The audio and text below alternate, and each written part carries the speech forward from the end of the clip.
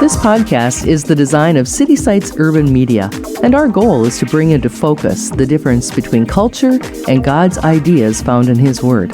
To learn more, go to citysitesurbanmedia.com. When you have an excellent spirit, it also hits your character. It hits your integrity. You carry yourself in a way that you understand I am to be who God has called me to be, no matter where I am, no matter what setting I'm in, and I don't have secrets. Do you have the courage to act outwardly on what you see inwardly? Or will you die a dreamer? Will you die on the verge and on the edge in the land of coulda, woulda, and shoulda? Do you have the courage? It takes courage to be successful. It is far easier not to be successful. Misery will always have company. Success breeds contempt. If you don't want to make waves, be mediocre. Be normal and fit in. And if you're more concerned about people than you are God, then neutralize everything He put in you. Just fit in with everybody else. Dress like them, walk like them, act like them, eat like them, go where they go, think like they think, do what they do. And once you've neutralized your uniqueness, you don't need courage. It takes courage to be different. It takes courage to go where you've never gone before. It takes courage to be successful. It takes courage to win. People don't talk about people that don't win. If you win, they're going to talk about you. Do you have the courage to stand there though the storms keep raging and the people get to talking and you stand there and say, I've come too far to turn around? Do you have the courage? This is the City Sites Podcast with Larry Kutzler. Today my guest is Dr. Nathan Unruh, and Dr. Unruh is owner of a chiropractic clinic in the Sioux Falls area known as Unruh, but he's also a business owner of many different businesses, mostly in the area of training other doctors and professionals in the area of becoming excellent at what they do. Dr. Unruh, I know that you pretty much most of your life been a guy of excellence, but how did that ever come about in your life? Were you that way from birth, or did something happen? You know, it's a great question, and I remember the day very well, and I think we probably have all felt this way, or maybe even feeling this way. But I remember a time where I was laying in bed, and I was staring at the ceiling. I just said, I hate my life. And I just said, I absolutely hate my life right now. And I was feeling that way, and I was tossing, and I was turning in bed. I was staring at the ceiling. I mean, as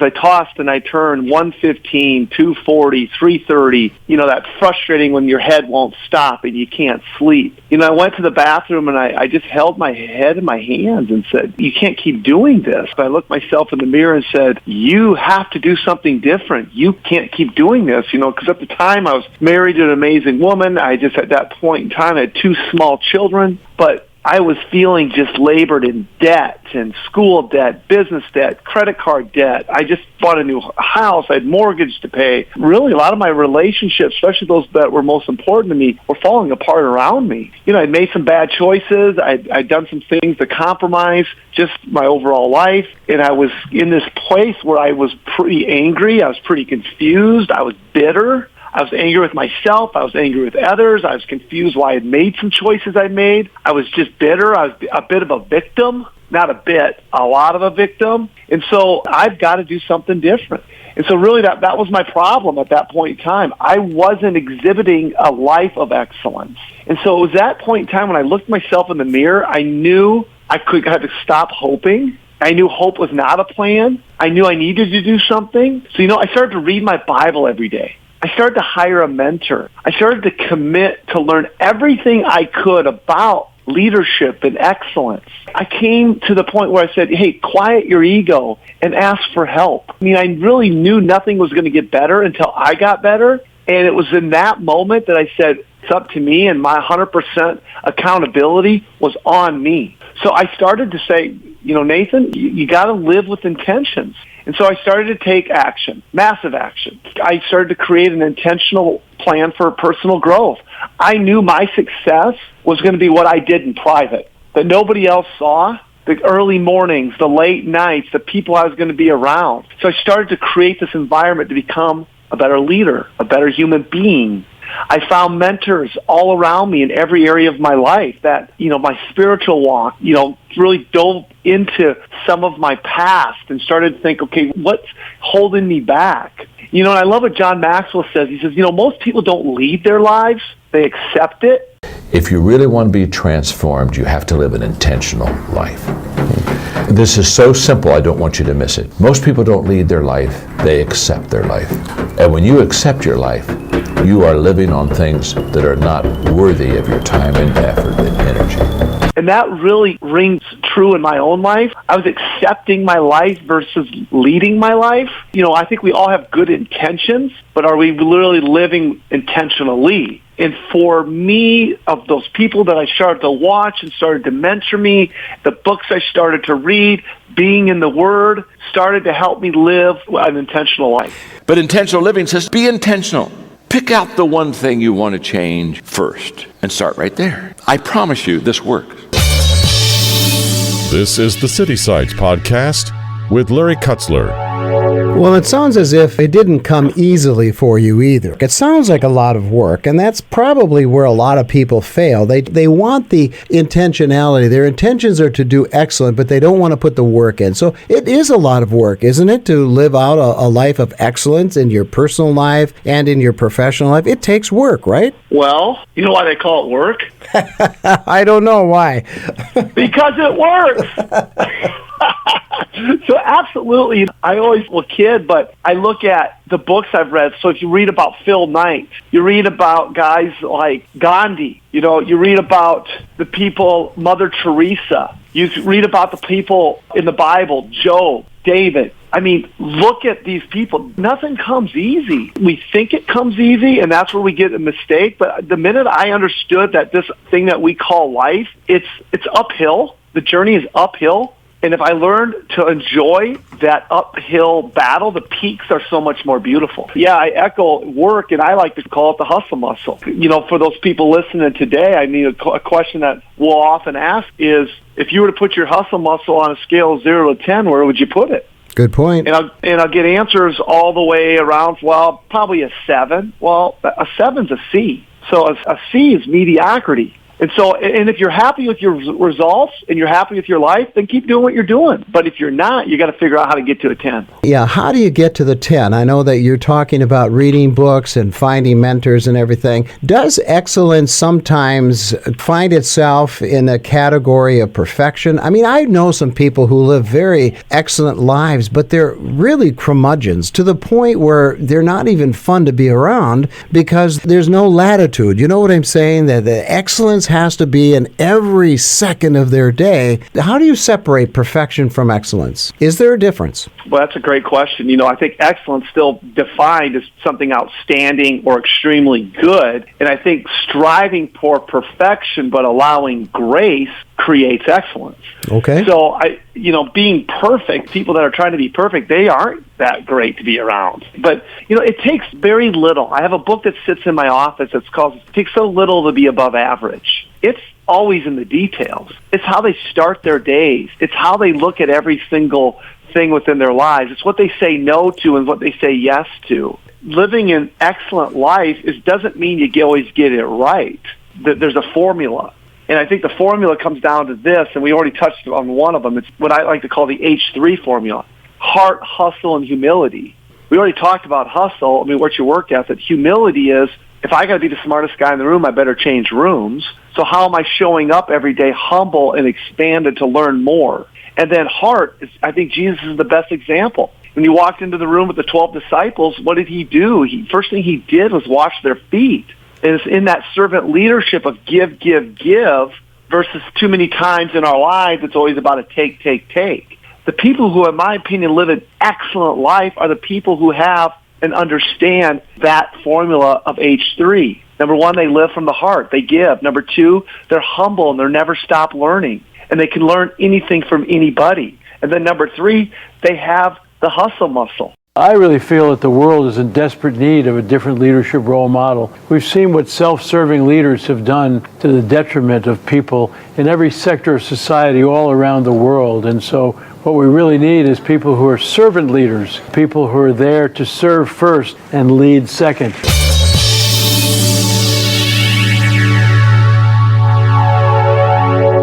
Concepts are great, and they get us inspired, and they're the starting line, right? But tell us a story, maybe a couple stories, where excellence has paid off in your personal life, real life stories, whether it's in your personal life or maybe in your business life. Yeah, well, I'll go back to how I started that evening when I was staring at the ceiling. And instead of, determining to stay angry, I became determined to find the right answers. And instead of staying, confused, because I was confused at the time, I sought clarity of what it was going to take. And then lastly, bitter, I just became very grateful. And so once I did that, my life started to change. My income started to change. My relationships started to change. A real life story to tell you here would be, I'll never forget the day I paid off my student loan. I'll never forget the day when I didn't have the debt and how invigorating that was. But it was a commitment, and that commitment compounded because of the consistent living with a striving for excellence, that I woke up one day and said, okay, this is now where I am, and it feels pretty good. Now, I don't think you ever stop, though. You never arrive, just like Maxwell talks about. It's always an uphill journey. And so once you really embrace that, I think that's what the key is. And so I think another story that I love to tell is about my son. He was just a young boy, and he says to me one day, "Hey, Dad, why do you read all those books? Why don't you do something?" I looked at him and I said, you know what? Okay, you're right. And he really inspired me to write one of my books called Strike It. And I dedicate it to him, and it's just about the catalytic principles to ignite your life. But it was in that moment, and it's just like from the mouth of babes, was really Lincoln looking at me saying, "Hey, Dad, take some action." And it was in that moment that I learned, too, that the gap between ignorance and knowledge is much less than the gap between knowledge and action. And so I think the thing is my encouragement to everybody today listening is, you don't have to get it perfect. You just got to start taking some action. Put the processes and routines in place and make the routine your reward. Because I would contend that the hardest person to lead is ourselves. And if we can't lead ourselves, how can we lead our family? If we can't lead our family, how can we lead in our profession? No matter what you do, whether you're a chiropractor, whether you're a pastor in a church, whether you are a serial entrepreneur, you have to understand the hierarchy of leadership. Leading yourself, leading your family, leading within your profession, leading within your community, and then possibly leading around the world. And so then making that routine your reward and committing to that, I believe wholeheartedly that consistency compounds. And if we stay consistent, that's where the rewards are reaped.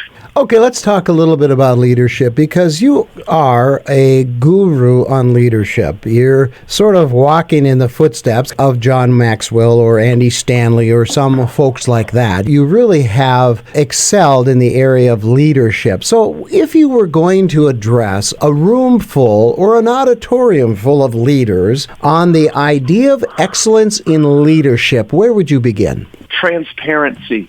Transparency creates transformations. If we can become transparent with ourselves, where we can take our frustrations, look at our frustrations as nothing more than opportunities. But then as we get frustrated, we got to fess up. We got to be honest with ourselves and stop lying to ourselves. A good story here would be, if you have somebody in your life that's constantly telling you are a moron, constantly telling you how stupid you are, constantly telling you that you don't have good ideas, constantly finding everything wrong with you, would you keep that person in your life? Of course we wouldn't. But yet that's the kind of internal dialogue that we have with ourselves. So I think for leaders is that, number one, stop the internal dialogue of negativity about who you are, because I believe that God's given us all the skills, abilities, and talents to create tremendous impact. in our little corners of the world. And so to do that with excellence and to do that with strong level of leadership takes a level of transparency. Stop lying to yourself. Fess up. Then once you fess up, you can get fed up. And when you get fed up, you start putting the right routines in place to make the changes in your life, and then follow up. I see great leaders and those leaders that are around us.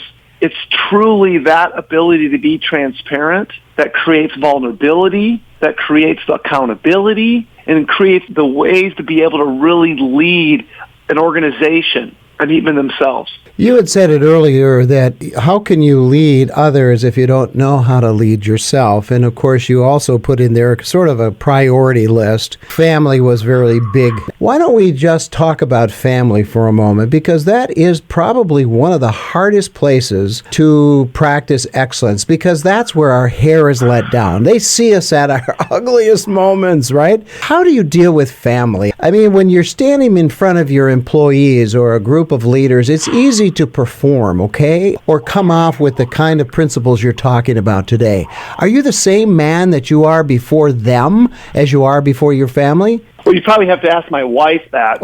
Is she around? Of course I'm going to tell you, oh, absolutely. I'm just the greatest at home, too. It would be a fat lie.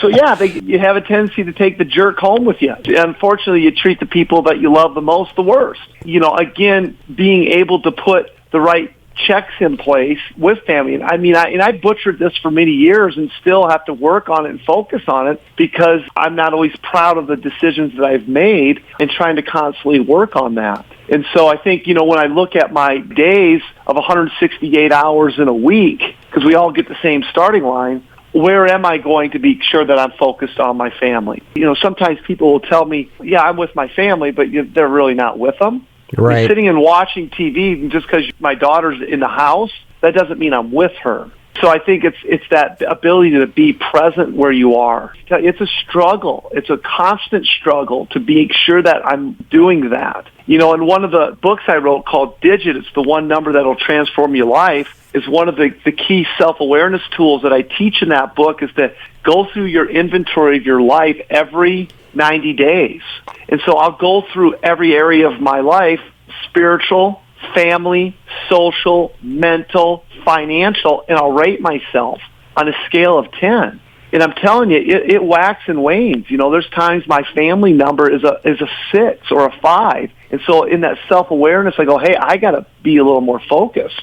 You know, my spiritual life, you know, sometimes it drops or I'm doing really well. But again, it's putting those things intentionally in your life so you can start making better decisions. Well, I love that. I really do. That self-awareness is a big one because I think that's where narcissism takes over. And I think the self-awareness puts us more on the scale of the servant leader if we're honest about gauging ourselves honestly on that scale, as you mentioned. Dr. Unruh, tell us a little bit about your faith journey. You mentioned it's an important element in your life. How so? Oh, I think it's everything. And I think I continue to want to chase my faith the same way that I think God chases us, in that I want to learn more and go deeper in understanding of really the person of who Jesus is. Like the verse that always talks about greater is he that is in me than he that is in the world is truly my anchor. Each morning as I start my day, that's always start my day in the Word, always to start with what am I grateful for, and really say, all right, Lord, it's not my will, it's your will. And the minute that I feel that I'm getting frustrated or I'm feeling beat down or I'm so busy or whatever it is, I know I'm taking my eyes off of the one who put me here, and he put me here for a reason. I got a lot to learn about my faith, but I love Jesus with everything in me, and it's the reason I'm here on this earth, and it's my constant desire to chase him and learn more about him and what he wants me to do and how he can use me to impact other people.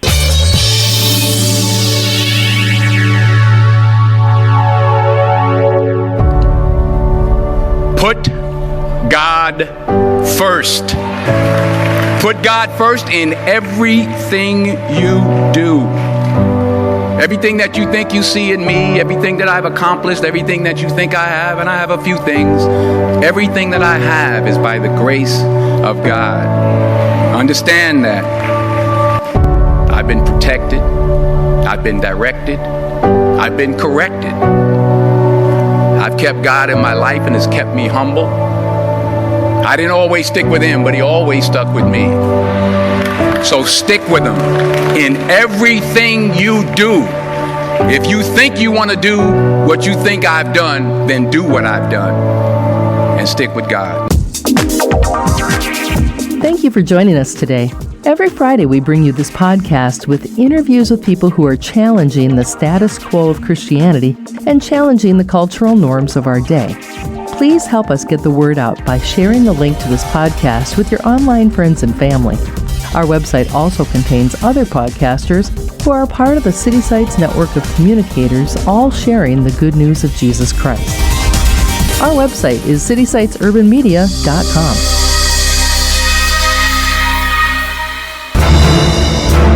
This is the City Sites Podcast Network.